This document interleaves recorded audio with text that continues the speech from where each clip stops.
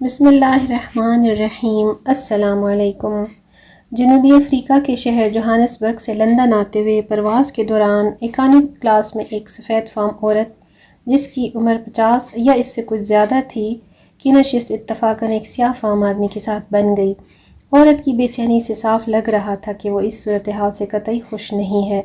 اس نے گھنٹی دے کر ایئر ہوسٹس کو بلایا اور کہا کہ تم اندازہ لگا سکتی ہو کہ میں کس قدر بری صورتحال میں دوچار ہوں۔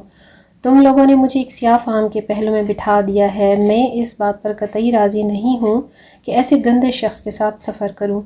تم لوگ میرے لیے متبادل سیٹ کا بندوبست کرو۔ ایئر ہوسٹس نے، جو کہ ایک عرب ملک سے تعلق رکھتی تھی، اس عورت سے کہا، محترمہ آپ تسلی رکھیں، ویسے تو جہاز مکمل طور پر بھرا ہوا ہے، لیکن میں جلد ہی کوشش کرتی ہوں کہ کوئی ایک سیٹ خالی کرسی تلاش کروں۔ ایئر ہوسٹس گئی اور کچھ ہی لمحات کے بعد لوٹی تو اس عورت سے کہا، محترمہ، جس طرح کہ میں نے آپ کو بتایا تھا کہ جہاز تو مکمل طور پر بھرا ہوا ہے، وہ اور اکانومی کلاس میں ایک بھی کرسی خالی نہیں ہے۔ میں نے کیپٹن کو صورتحال سے آگاہ کیا تو اس نے بزنس کلاس کو بھی چیک کیا، مگر وہاں پر بھی کوئی سیٹ خالی نہیں تھی۔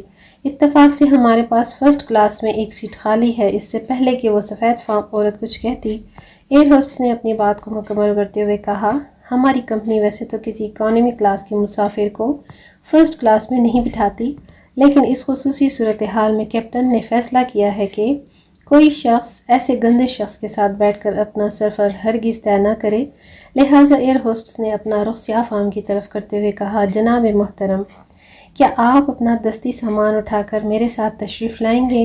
ہم نے آپ کے لیے فرسٹ کلاس میں متبادل سیٹ کا انتظام کیا ہے۔ آس پاس کے مسافر جو اس صورتحال کو بغور دیکھ رہے تھے، ایسے فیصلے کی قطعی توقع نہیں رکھ رہے تھے۔ لوگوں نے کھڑے ہو کر پرجوش انداز سے تالیاں بجا کر اس فعل کو سراہا، جو کہ اس سفید فام عورت کے منہ پر ایک قسم کا تھپڑ تھا۔